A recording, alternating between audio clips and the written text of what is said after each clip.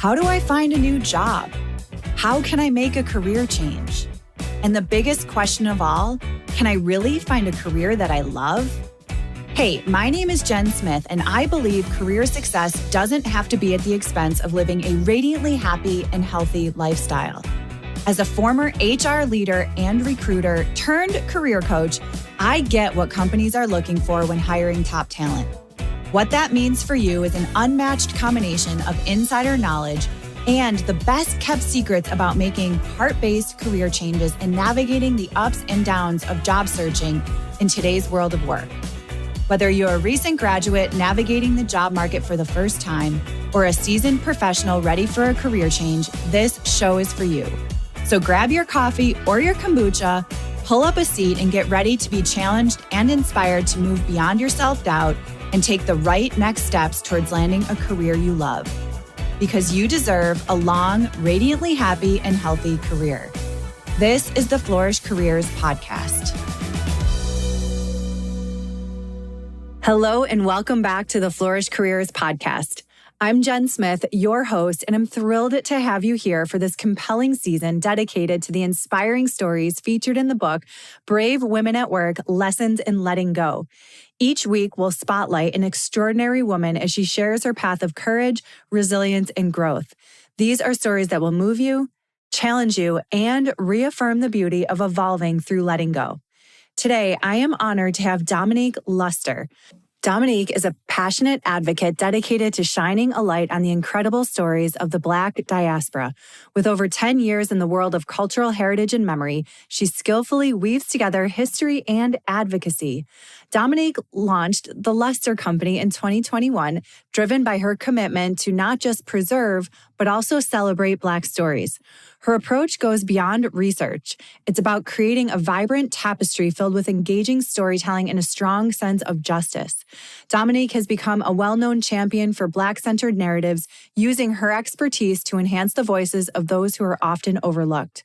Her consulting work has caught the attention of esteemed organizations like the King Center and the J. Paul Getty Foundation and dozens of others. Through the Luster Company, she uncovers hidden narratives, empowering both individuals and groups to uplift the voices of the Black community. Her TED Talk in 2018 on the power of archives reached audiences around the world, and she has since been featured on popular podcasts such as Archives in Context and Brave Women at Work.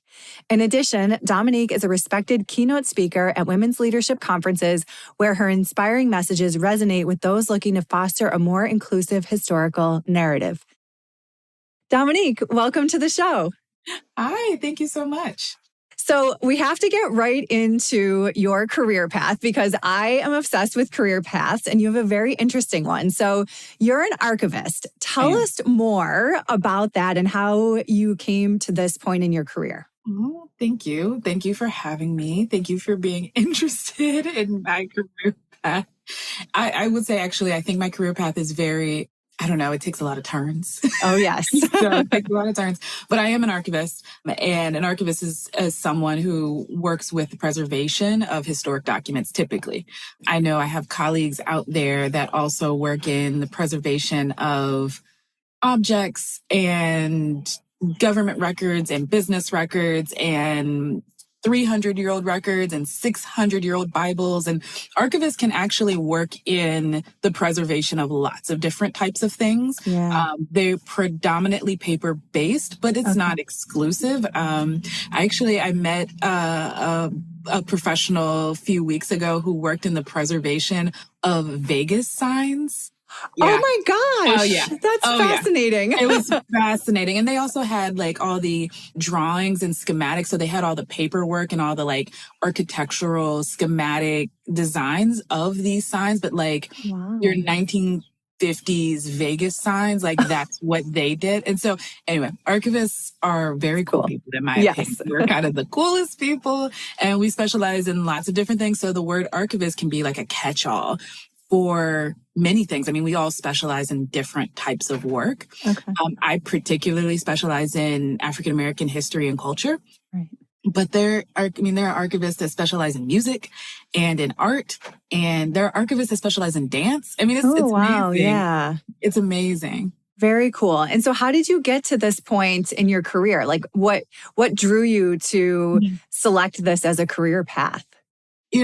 What's I've always found funny about this question is that if someone had met me as a child and then magically fast forwarded to me as an adult, they'd be like, yeah, that makes sense. Oh, wow. That's cool. Usually people say the opposite.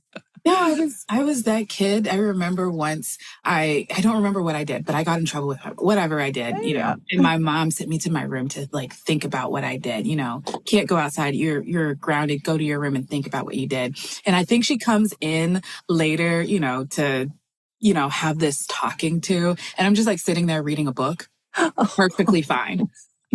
You were happy to be grounded. I'm good.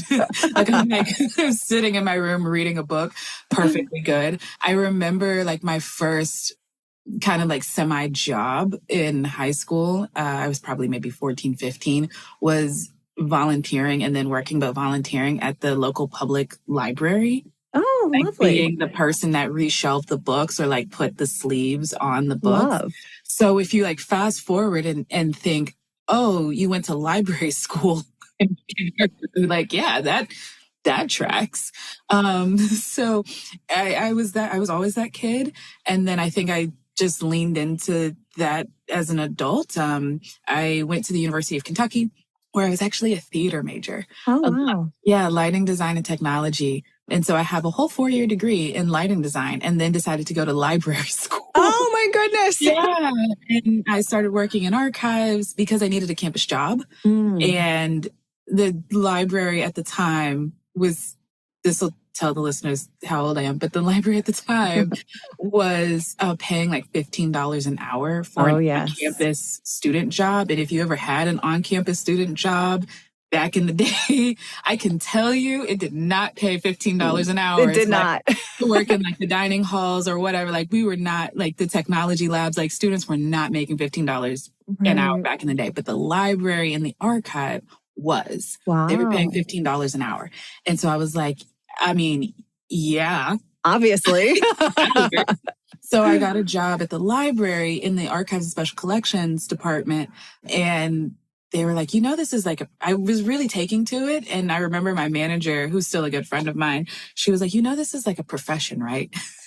We have degrees and people do this as a there's a whole industry around this, right? Yeah. So, I had no idea. I didn't know that archiving and special collections and rare books, and I didn't know all these were things. I thought they were kind of like Indiana Jones. But it was, and I was like, oh, wow. And they said, you're going to go to library school. And I said, whoa, who? What is that? Why do you call it library school? That's such a weird word. And then fast forward, here we are, I don't know, 10, 15 years later. Wow. It's so funny. I always think about careers and how hindsight is 20/20 and you can go back and connect the dots. Yep. But as you're going through it, which we're going to talk about in a minute, it's so unknown. You just kind of take the next best step that's coming at you at that time. And clearly somebody saw something in you to help you take that next best step and to be able to record or preserve, I guess, history and share history. Yeah. 100%. Wow. If it wasn't for women mentoring into me at the time. Yeah. And I remember my manager at the archives back in the day, she really literally pulled me to in her office, closed the door. And I was like, whoa, first of all, what are we doing here? And she was like, you need to understand as a woman of color, take opportunities, take the step, hear me when I'm saying. I think she just really mentored into me in a place that I'm grateful that I could hear it at the time because it was right. Not that any other step would have been quote unquote wrong. Right. Right? Yeah. It is just that having women and women of color who were looking out for me, who saw me, who was like, hey, there's something about this one. We should have a serious talk about your future. And me just being like, I don't know, but you seem very sure. So let me just trust it and see where this goes. Wow. And as you were saying, one opportunity led to the next opportunity, led to the next. That's true. It's those conversations. And you're right. You have to be present to be able to hear what someone is trying to share with you and trust that that next step is the right next step in that moment. And again, there's no right or wrong. It's just where it's going to lead you in that moment. So thank you for sharing that. It's very inspiring to hear and so unique, I guess, is what I really love about it. So now for those who haven't read the book yet, can you share a bit about your chapter in Brave Women at Work, Lessons in Letting Go? Absolutely. So this was probably one of my first leaps into personal writing. So I just want to say that for the record. Yeah. I've been an academic and working in and out of academia for a very long time and working in universities and major museums and all your institutions, right? And I think as academics, we're trained for academic scholarly writing and publishing and your textbooks and your major groundbreaking history books, right? We love those. So this was my first foray into personal writing about myself and my own journey and my life, my experiences, my ups and downs. And so just for those who haven't read it yet, this is, an academic's lens into what it's kind of like as a brave woman at work or trying to be brave at work. And so in my chapter, I really talk about the things, the steps, or I kind of phrase it as the lies, actually, that I believed, or the core beliefs that I had accepted that weren't allowing me to move forward into the space that I am now, into entrepreneurship, into a larger vision for my archival work that I could have seen for myself at the time. And it is really me being very honest with myself. And, if anybody else finds those lies within themselves too, I welcome that. But this chapter was kind of just like me preaching to myself. Wow. And if it helps and benefits other people, that's amazing and beautiful. And I welcome that. But I really was just trying to be honest with myself about the things that I needed to quite literally let go of in real time as they were happening. Yeah. And then obviously, as we talked about, hindsight is 2020, but I tried to put myself back into what it was like through the early stages of my career and the things, steps, thoughts, ideas, beliefs that I had to let go of in order to step into entrepreneurship or being an archivist isn't the kind of work that people often lean into entrepreneurship with. I would say it's overwhelming majority of archivists work in institutions. They work for universities, libraries, museums, galleries, cultural heritage societies of some kind. Being completely independent in a predominantly nonprofit space is really difficult. Yeah. And there are things about, and I talk about in the chapter, there are things about that servant's heart that you have to untangle a little bit. There's that thing about nonprofit work that you have to untangle a little bit. And it's not about pendulum swinging to the other way. It's just about understanding societal norms and pressures that are applied upon women, that are applied upon women of color in the South, women of color from religious backgrounds in the South. Like there's a lot of layers that I try to introspectively just ask myself questions in the chapter. And like I said, if those questions apply to you, I welcome that. But this was really trying to be honest with myself and reflect on what have I really let go? Yeah, right. And it really was profound to me, the layers that you got to in this chapter. And I mean, you got pretty deep in a lot of this, and it was really inspiring. And listeners, I know that Dominique just shared that it was for herself, but I will tell you that you will feel very inspired and heard with reading this chapter for sure. And I can't help but mention this, Dominique. So the fact that you do work to uncover history and preserve history. By writing this in your story, you're sharing your words in writing that others can use in history. We are all sharing our stories in writing, and there's something about that. And now that I'm thinking about it, there was a poem that you shared, I believe, when we all first met about this very thing, right? Yes, there was. I firmly believe in going through your own history. So I'm not a genealogist, but because I have a lot of experience and exposure in an allied space, we kind of all work in the history, memory making space. I had some skills and some time. And so a couple years ago, I tried to trace my maternal line as far back as I could. And I trace it all the way back to 1825 with the birth of my fifth great grandmother. And really, it's a lineage from mother to daughter, mother to daughter, mother to daughter. And I think it has absolutely become this, and I talk about it in the chapter, it has become a poem of, it's really just how I view and believe in the world. I believe that my fifth great grandmother, who was born enslaved in Kentucky, didn't necessarily always have the opportunity to tell her story in the way that she would have wanted to. Right. Yet I find, as an archivist, we're able to find the tiniest amount of documentation to prove that she actually did a great deal as a woman, as a formerly enslaved woman in the South. Like, she did a lot for herself and for her family.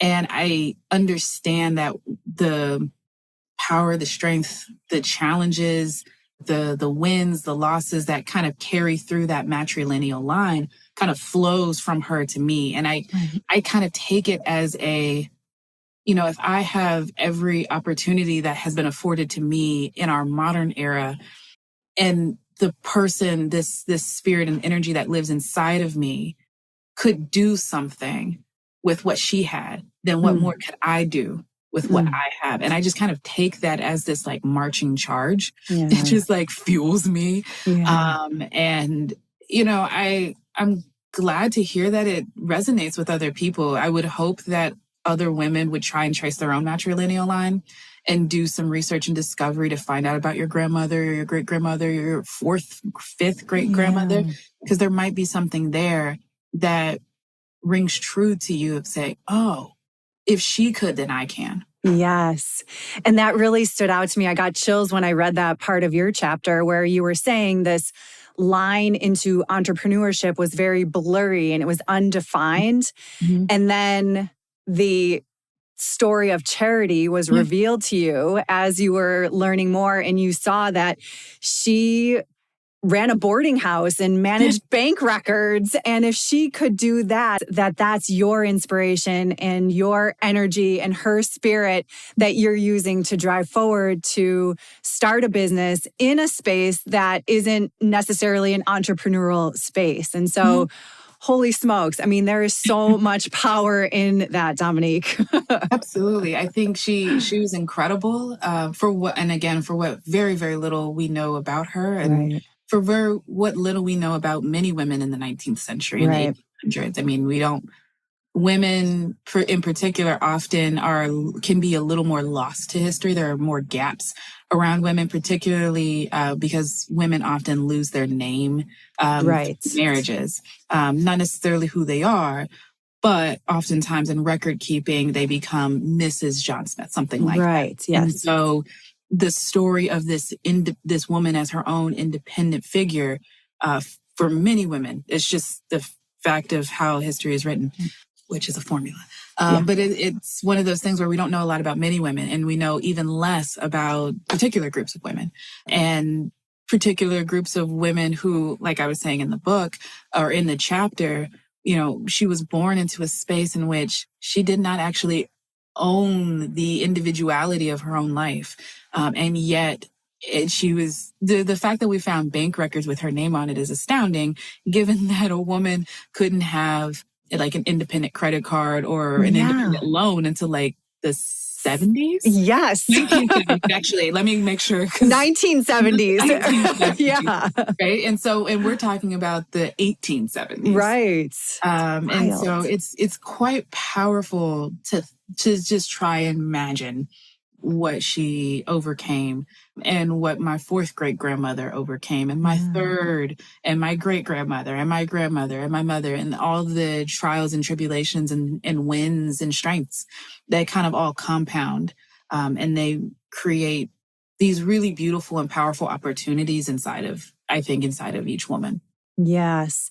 And I love how you spent the time to go and learn all of that too. I feel like in today's world of like instant gratification and instant information, spending the time to do something like that just isn't something that would come naturally to folks. And so I'm so glad that you spent the time to learn that and use that as your inspiration to move forward. And I feel like it's such a treasure to have that information and be able to use that as fuel for you in your career. So yeah, good for you for doing that and bringing this work to the world. Because again, that instant gratification, like we just Google things. You can't Google this. Like you have to go and do the hunting. You have to go treasure hunting for this work, and it's worth it. Archive work requires, it's not for the faint of heart. Right. Takes a lot of time. It certainly does. And patience. And I feel like our world right now is just lacking that. So thank you for bringing that to the forefront.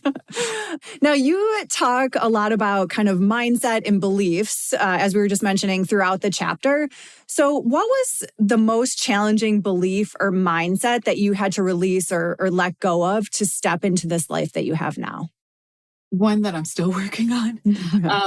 I think the heaviest one is the belief of, or I have this thing inside of me that really wants the world to be a better place and to help make the world a better place to the best of my ability and to contribute what I feel a deep calling to contribute what I can while I'm here to make the world a better place. And that compounds with sometimes some guilt, with feeling like I can serve my community by being in this service space and working, and that can translate more practically into the nonprofit space, into, I call it in the chapter, the servants' hearts professions. And those can be your pastors, your teachers, your nurses, your church clerk. Yeah. You get your absolutely. Your servants' hearts roles. And it was a place in which I knew that I could try and help people in the places that they need it most, or in the spaces where, serving the least of these. I felt like I could really pour into those places. And I think professionally as an adult, I could see how our food banks and our nonprofits feed into, quite literally, or fit the needs of those who need them. Right. And I wasn't seeing how I, in the for-profit space, for example, or in the corporate space, or in the, not-for-profit space, was helping the least of these. And so I really struggled with feeling like I was abandoning my community or abandoning my belief to help, that it felt very selfish at times to try and go out independent. It felt like I could help more people working in these nonprofit spaces that are fueling community programs and food kitchens and things like that than I could by going independent. I would say at this point, I feel like that's not actually true. Personally, for myself, I don't think that that's true.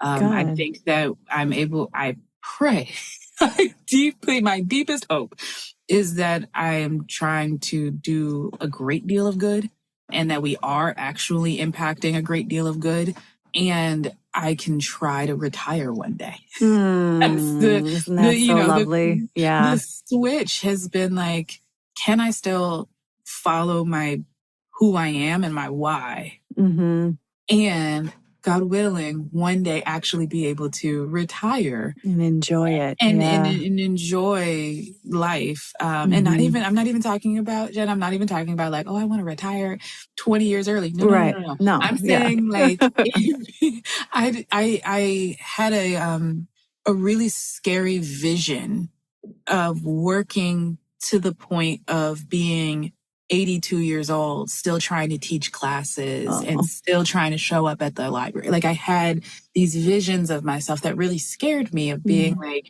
no, at the way that we're paid, for example, in this economy and not even now, I mean like 10 years ago, I had visions of myself where I could see my colleagues in their 60s, in their 70s, in their 80s, still needing to show up for work because throughout the course of their lifetime, they just simply weren't able to save for retirement or, medical expenses, and we need health insurance, or there was just all these things that were really scaring me about the work and being able to buy a home one day, being able to provide for my children one day. Like there was just all these things that were starting to add up in my mind, and I couldn't make dollars and cents of it.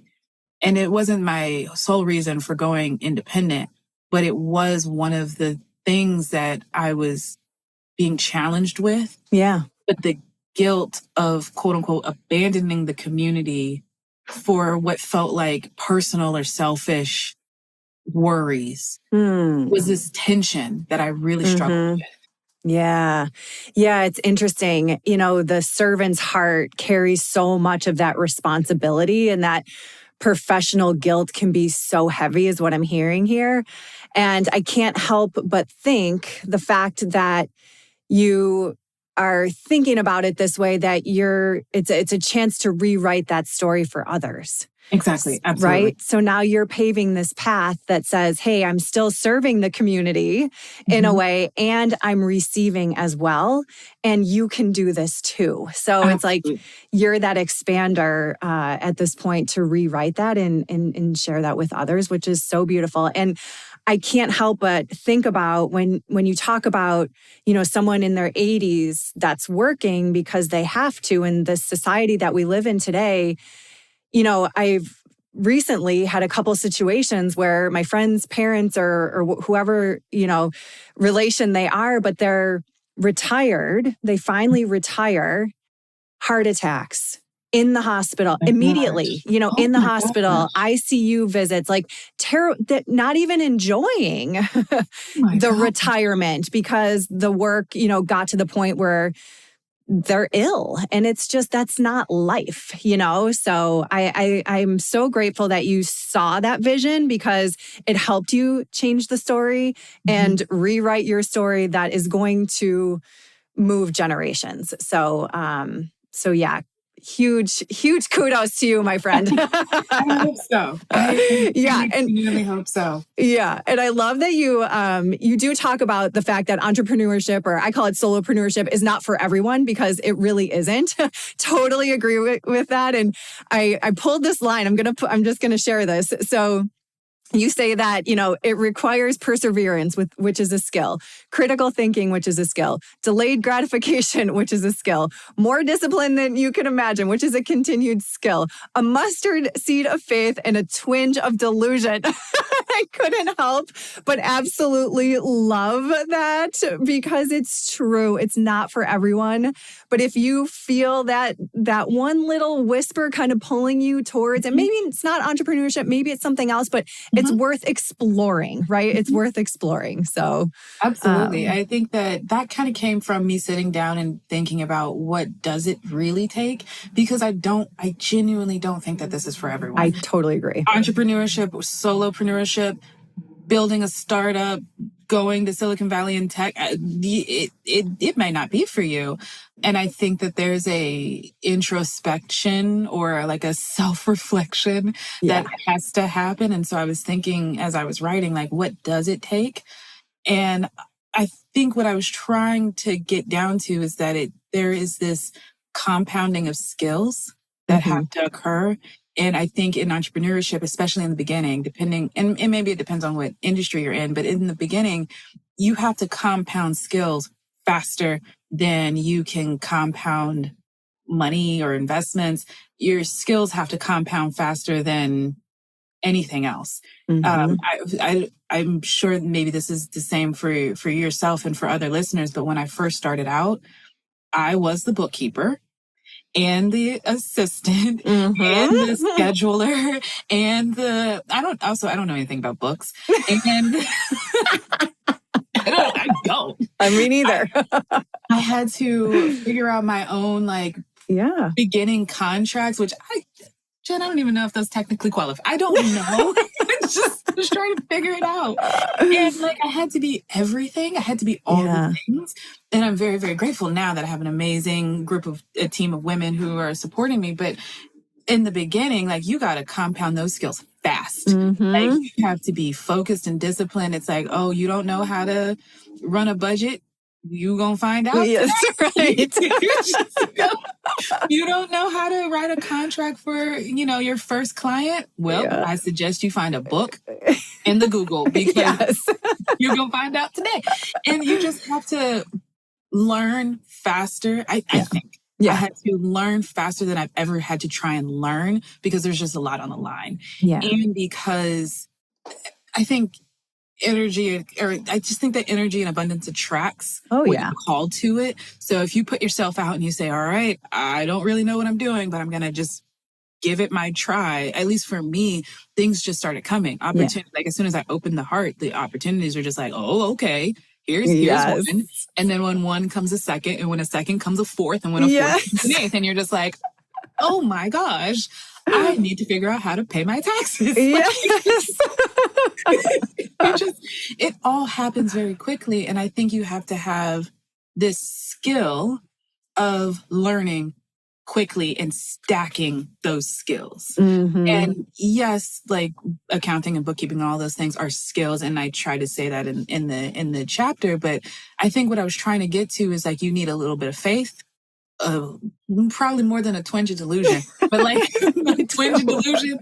And then just this skill of stacking skills. Yes. And accepting that I don't know the answer, but I could probably figure it out. Yep. I could probably figure it out enough to get us by until I can find somebody else who actually has the skill. Yes, absolutely. I couldn't agree more. And it does take that tenacity to go and figure it out. I think you wrote in this chapter, you're so I did what I know best. I went to the library and I read all the books and listened to all the podcasts and same, and that's just how it works with anything new that you're stepping into. And I can't help but mention when you were just saying you open your heart and the opportunities start coming, because that's the work I do is all around heart-based career planning. It's really around aligning yourself and your heart and your spirit with your work. And then the opportunities show up, and you're a beautiful example of that. So amazing. Now, here's another piece of solopreneurship, entrepreneurship that I think isn't talked about enough, but failure is a part of this journey. Yes. And you were very open and generous, I feel, in sharing how you reframe this crucial part of growth. So tell us, what did you learn about letting go of the fear of failure, and how did that open for you? I realized that you're going to fail anyway. You might as well fail fast and get it done quick. Get it over with. You might as well get it over quick. Because okay, so let me step back. If it's going to happen, it's going to happen. Mm-hmm. If the contract isn't going to work out, or if this client isn't going to work out, or if this thing isn't going to work out, if it wasn't for you, it's not going to happen. Mm-hmm. And if it is for you, it will happen. It may not happen when you want it, but it will happen when it's supposed to. So, I think there can be a push and pull in the entrepreneurship world about failures versus lessons. Mm. And I have a lot of honor and respect for that. I kind of just took it as a failure anyway. It only has the weight that you put on it. Mm-hmm. Right? That's true. The weight that you put on the word is about the extent of what it would be. And so for me, I left my W-2 job and tried to start out on my own. And, within 6-8 months, something like that, things just weren't working out the way I had hoped, dreamed, planned, prayed. And, I had to pivot. I had to, call an audible. And at first I was deeply devastated. Because I really wanted this thing, and I really wanted this thing for myself, for my own thoughts and freedom. And it was kind of for a twinge of a minute, I'll be honest, it kind of felt like I told you so, like this energy of, Uh-huh. Uh-huh. That's hard. You thought you could, but not everything is for you. Kind of this feeling. But then, fast forward 6 months, I was like, no, I was right. No, I was right. I took a setback. It's kind of like the stock market, right? Like it took a downturn, but on the whole, the stock market improves. That's right. Century over century, decade over decade. And so I think entrepreneurship is ups and downs, and it does turn, and sometimes it's crazy high and sometimes it's crazy low. And I think another skill that I have now that I did not have then, which is probably why I had to go through that experience, just realize that, is the skill of how quickly can you bounce back? Like how quickly can you level set back to normal? It's not that we don't have feelings or emotions or things don't happen. There's a skill in quote unquote being able to, I don't want to say like get over, but to mentally correct, like mentally moving forward. Move forward, accept it, correct it if need be, put in a system that prevents this from happening again. Let's move on. Let's not dwell in it. Like, so if something doesn't work or if a product fails, so let's say you design a product, you put a lot of energy into it, you design a new course, a new service, a new offering, a new retreat, whatever it may be for your industry, and you put it out there, you put your heart into it, and it flops. That's going to hurt. And I don't think it's valuable to pretend that it doesn't hurt. Right. I don't think it's helpful to pretend like it doesn't hurt. But how quickly can you reset mentally, emotionally, and move forward? Yes. I think it's a skill. Yes. And it's a skill that I didn't have when I first started as an entrepreneur, but it's a skill that I'm learning much more deeply now. Yes. It comes to mind thinking about setbacks are setups. And it's almost like a setback is a setup for even what you said, a system. Now here we have all the S's. A setback is a setup for a system and, to keep moving forward. So we'll have to figure that wording out later, but there's something there. And the other thing too that comes to mind as you're talking is sometimes thinking about it as an experiment. Like I'm going to go do this as an experiment. Yes. And experiments don't always knock it out of the park, and so it's like, hey, let me experiment with this, see how it goes and learn from it and then move on. So there is, but you're right there. You have to take the setback, regroup and keep marching forward in order to, follow the dream really is what it is. And in the harder you fall and the harder you let that get to you, the harder it is to get up and keep going. So It is a skill. Yeah. You're 100% right. Yeah. I will say it brings to mind, I personally don't have children, so any other parents out there can correct me if this is not the case, but in babysitting my friend's kids, I remember one time my friend's kid, they were playing outside and they fall down and there's this like look on their face. Like, and they, Jen, they like case landed. It was not good. It was actually not good. But the kid kind of looks up to you as the adult to decide whether or not they're going to cry for real. Yeah, right. How bad is this going to be? Oh. And I remember not wanting to laugh it off so that they wouldn't cry at all, but to be like, no, homie, you fell. It's okay. And I'm sure that hurt. Yeah. I actually believe that really did hurt. But let's keep going. Like, that doesn't mean our play date is over. Right. I love that. Yeah. That we have to stop. Yes, that's right. It just means that we're going to cry. We're going to put some Band-Aids on this knee and we're going to keep playing. Like, how quickly could I get this 4-year-old back into regulation? Like, self-regulation. And I think the same thing. It's a skill for ourselves as adults because we're dealing with what we feel are bigger consequences. Or bigger risks. Yeah, higher stakes or something. Right. Higher space. But what if it is just like, we were playing. Yeah. And we fell. Oh, girl, you fell. We're going to get back up. You have to get back. Like, that doesn't mean you stop playing. That doesn't mean you're like, I never want to play again. I'm just going to go in the house and mope. Right. I love that. Yeah. Yeah. It's a great parallel to kind of put that into perspective for sure. Speaking of parallels, you use the metaphor of baking throughout your chapter, and you talk about transforming simple ingredients into something new. And that really stood out to me. So, in your experience, for those that are listening, what's the first ingredient that people might need to let go of to start creating a life or career that they want? When I first started out on my journey, I guess we're going to call it, I was reading a lot of books and listening to a lot of podcasts and trying to watch a lot of YouTube videos, like any early entrepreneurship content that I could consume, from books to old boot, everything. I was just trying to be like, I don't know, but somebody has figured this out before. Right. I am not the first person that's going to try and be an entrepreneur. I am not the last, and I probably am not going to be like the most financially bajillions of dollars successful. So let me go read it. Right. And then skip ahead. And a lot of what the content was talking about was about mindset. And I was like, I understand we have to have a different mindset. I get it. But like, how do I do these taxes? Like I hear you. Right. But can you actually tell me how to read a piano? Right. And no one was doing that. No one was talking about that. I could find very little of people telling me, okay, this is the difference between an LLC and an S Corp. This is how you set up your EIN. This is how you set up all these things. And more about people being like, it's all mindset. It's all mindset. It's all mindset.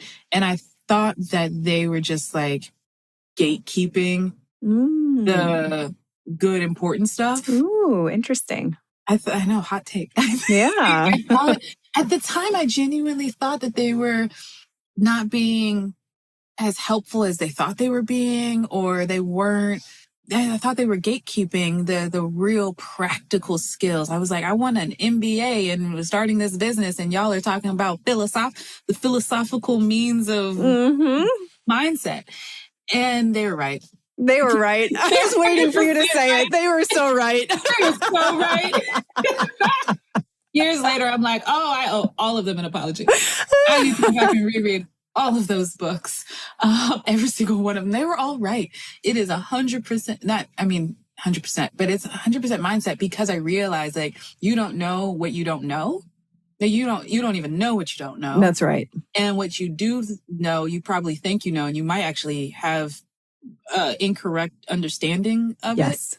And what you do actually know could just be the top of an iceberg, and underneath the water is 100 times more that you don't see or that you don't know. And so kind of just throwing out, like, the first ingredient is just being like, I don't know. Yes. And accepting that I don't know is just genuinely where you are. Yeah. And it's hard to do that, like with that beginner's mindset, I guess. Like, you have to have a beginner's mindset, know that you don't know that other people do, and go out and learn as you go, do the experiments, the trial and error, know that you're going to fail. I also think the last thing is that you need systems. The faster you can become a systems-based thinker, I think the faster you'll move through your experiments. You have to have the systems to be sustainable. So absolutely. Yeah. I think that I was telling someone yesterday or the other day that, I have accepted that I am not going to I don't try to, how do I even say this? Because I've been trying to vocalize this for a while, but I don't want to risk the belief that I'm going to rise to my ideals. I have to trust that I will fall to the level of my systems. So what I mean by that is, despite my best intentions, I don't want to trust that I will always rise to my ideal occasion, that I will always rise to the most optimum expectation that I have set in my mind. Like, I don't want to assume that when the rubber meets the road, that I will rise, and I might. You never know. You might surprise yourself. You'll rise to the occasion. Or practical things, like, I don't want to trust that I'm going to rise to the occasion of being perfect on getting my books done every month. Right. Yes. It can be as high as getting that course launched, or as simple as attaching your receipts to expenses every month. Right. Yeah. But you want to create, in my mind and in my business, I try to create systems that when I don't rise to the fullest of my capacity, that I will fall to the level of my systems. Love it. Yeah. And so I set the systems high enough to catch you. Yeah, they catch you. The systems can catch you. So yeah. Oh, that's a beautiful thought. I can see that, because we can't be our best or rise to a level of perfection every single time. It's that progress over perfection. Taking the tiny next steps is really what it's about. And then having the system so you don't fall too far when you fall. Right. So, right. I think that's huge. It could be, I can't imagine to be absolutely perfect I keep using books and things as an example. Yeah. But I can download the QuickBooks app on my phone and snap the receipt. Yes. Every time I do it. Right. So you then have to organize it and attach and all that. And that's the part where an ideal world, by the 5th of every month, our books are perfect. No way. But I can fall to the level of hey, if I follow the system, theoretically all the receipts are in the receipts are in there. Right. I can attach them later. Yes. Fall to the level of your system. That's kind of where I am right now. I love it. It's fabulous guidance. I think it's great. And I love your energy. I love your entire story. Your resilience is inspiring. This perspective is going to help so many others through similar transitions or even parallel transitions. So thank you so much for writing it all down, preserving it and sharing it, not only here, but in the book and for all the folks to read it. So Dominique, where can people find you? Yeah, absolutely. So we are at thelustercompany.com, and then on Instagram at The Luster Company, on LinkedIn at The Luster Company. If you go The Luster Company in pretty much any platform. Excellent. We'll make sure all those links are in the notes as well. So thank you so much, Dominique. Thank you. Listeners, thank you so much for tuning in. I hope the stories in this series will serve as a powerful reminder that careers are rarely easy or linear. It's the courage to let go and embrace the unknown that shapes our paths. Every career story has the potential to inspire and connect us in the most unexpected and meaningful ways. I'm certain that Dominique's story inspired you, and I know you'll love the book. So help us spread the message of courage and resilience. Purchase your copy of Brave Women at Work, Lessons in Letting Go, and join us on this incredible journey.